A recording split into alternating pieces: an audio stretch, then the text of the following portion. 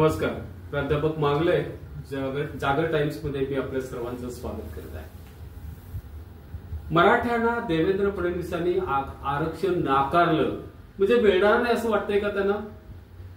हा विषय. देवेंद्र फडणवीस यांच्याविषयी मराठा समाजामध्ये प्रचंड मोठी नाराजी त्यामुळे साहजिक आहे. आरक्षण योद्धे जरांगे दादा यांनी हजारो वेळा सांगितलंय की देवेंद्र फडणवीस हे मराठा समाजाचे द्वेष्टे आणि द्वेष करतात. त्यामुळे ते आपल्याला आरक्षण देणार नाहीत. जानेवारी 24 मध्ये अशी एक वेळ आली होती 25 आणि 26 जानेवारीला की आता मराठा समाजाला ओबीसीतून आरक्षण मिळालं. मुख्यमंत्री स्वतः आलेले, अधिसूचनेचा ड्राफ्ट त्यांनी आणला. आता सगळ्यांना वाटलं की आरक्षण आपल्याला आता मिळालंच. सगळेजण आनंदाने घरी गेले. पण देवेंद्र फडणवीसांनी पुन्हा एकदा किल्ल्या फिरवल्या आणि काढलेली अधिसूचना सुद्धा रद्द करायला लावली. अहो, ती आज तागायत बासनात गुंडाळून ठेवले. मराठा आरक्षणाच्या विरोधात ही एकच गोष्ट त्यांनी केली असं नव्हे, तर त्यांनी मराठा आरक्षण मागणाऱ्या समाजाला खड्ड्यात घालून अनेक गोष्टी केल्या. त्याचा आपण थोडक्यात आढावा सुद्धा घेऊ शकतो. देवेंद्र फडणवीस साहेबांना असं वाटतं की त्यांनी आरक्षण जर दिलं नाही तर मराठा समाजाला आरक्षण उभ्या आयुष्यात मिळणारच नाही आणि त्यामुळे मी अडवून धरू शकतो आणि मी देणार नाही. वास्तवात हा त्यांचा भ्रम आहे. ते मराठा द्वेष्टे असल्यानं त्यांना तसं वाटतंय. पण गरजवंत मराठ्यांना घटनेने कुणबी समाजामध्ये आरक्षण देण्याचा पर्याय ठेवलेला आहे. मराठा हा कुणबी आहे, शेतकरी आहे आणि त्यांची नोंदी आणि गॅझेटमध्ये तशा नोंदी जर सापडल्या तर त्यामध्ये आपण असं म्हणू शकतो की हैदराबादचं गॅझेट असेल, मुंबईचं गॅझेट, साताऱ्याचं गॅझेट, अशा अनेक गॅझेटमध्ये मराठा कुणबी असल्याच्या स्पष्ट नोंदी आहेत.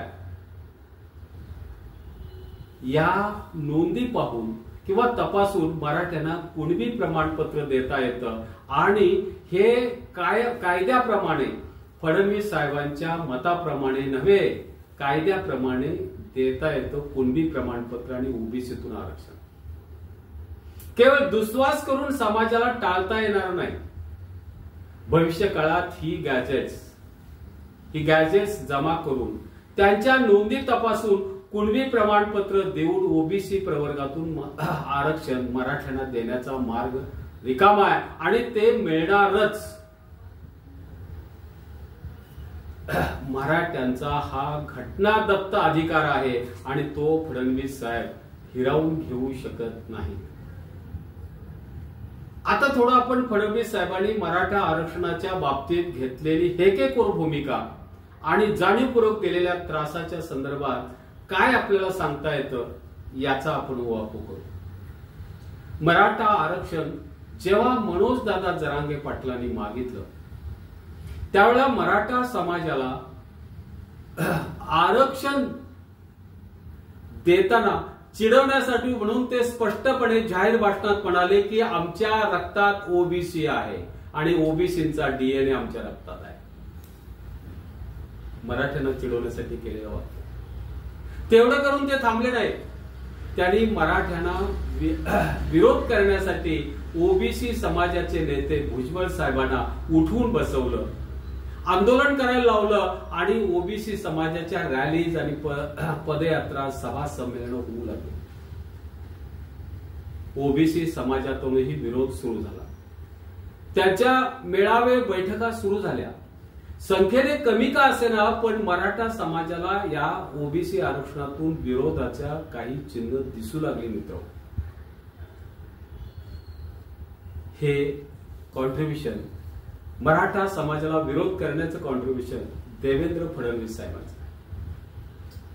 मराठ्यांची आंदोलनं मोडीत काढण्यासाठी आंदोलनकर्त्यावर पोलिसांनी अत्याचार केला, मारहाण केली, पोलिसी बळाचा वापर केला, महिलांची डोकी फोडली, त्या गंभीरतेनं जखमी झाल्या, गंभीर केसेस नोंदवल्या, न्यायमूर्ती शिंदे कमिटीला मुदतवाढ दिली नाही, हैदराबाद, मुंबई, सातारा येथील गॅजेट आणली नाही, काहीही मदत करायला नकार देणारा माणूस म्हणजे देवेंद्र फडणवीस आहे.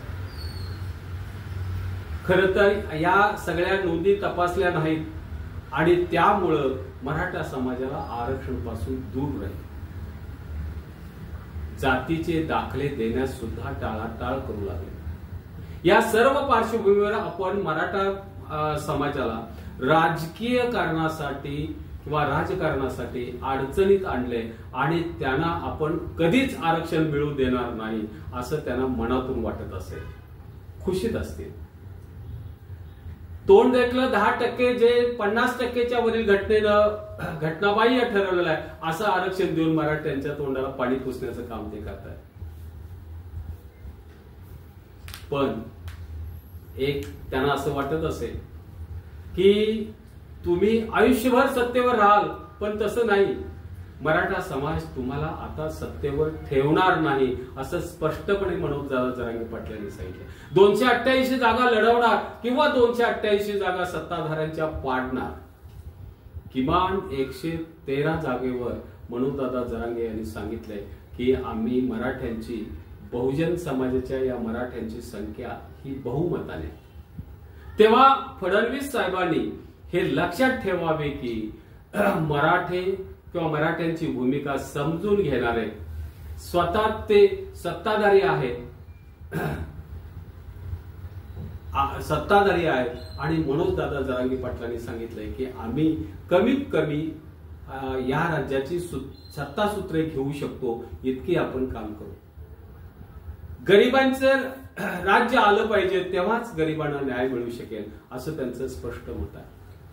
आता पण निवडणुका जशा जवळ येतील तसे भाजपचे आमदार मनोजदादा जरांगे पाटलांना भेटायला येत आहेत.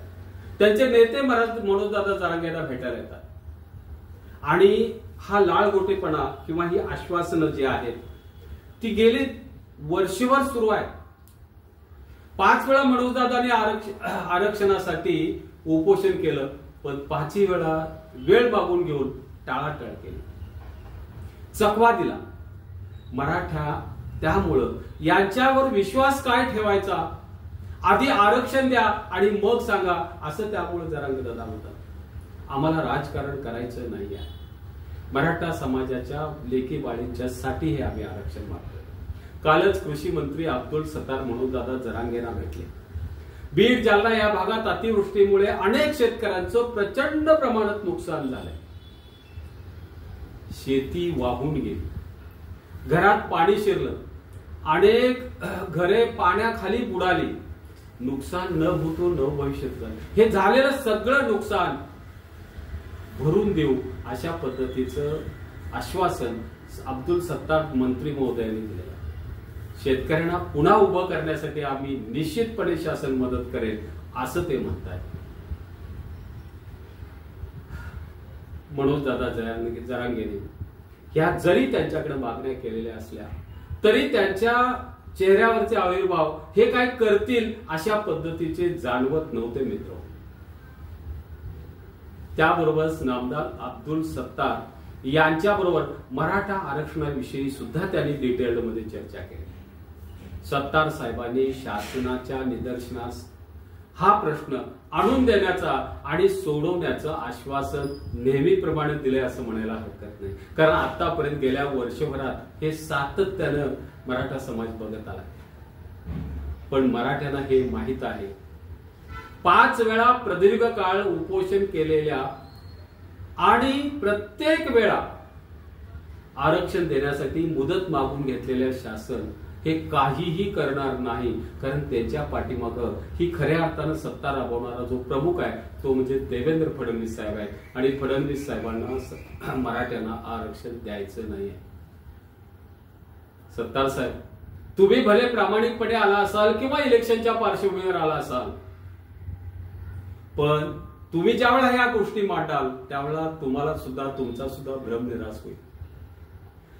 आरक्षण देतील यावर कोणी आता विश्वास ठेवत नाही.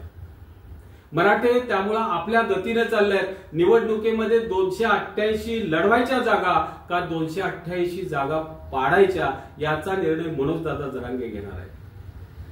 आणि त्यावेळेला आपले पत्ते सगळे ओपन करू। आता आपल्याला नेमकं निश्चित काहीही सांगायचं नाही। आपल्या आरक्षणाचा मार्ग जर सुकर झाला तर काही काळजी नाही, पण तसं शंका वाटते ते करणार नाही। तुम्ही कितीही मराठ्यांची एकी फोडण्याचा प्रयत्न केला तरीही मराठे मात्र ही एकी फुटू देणार नाही। मराठ्यांचं मतदान हे अभेद्य आहे, हे शासनानं लक्षात ठेवावं। तुम्ही फोडण्यासाठी अशा पद्धतीनं मनोजदादा जरांगे पाटलांच्याकडे काही फुटकळ गोष्टीसाठी मंत्री वगैरे आमदार वगैरे पाठवू द्याल, पण त्यानं काहीही फरक पडणार नाही। एकच इच्छा आहे ते म्हणजे मराठा आरक्षण। हेच जर मिळालं तरच विचार केला जाईल, अन्यथा विचार केला जाणार नाही। ही स्पष्ट भूमिका मनोजदादा जरांगे पाटलांची। धन्यवाद मित्रांनो। माझा हा व्हिडिओ आपल्याला कसं वाटलं ते कमेंटमध्ये सांगा, लाईक शेअर आणि सबस्क्राईब करा। नमस्कार।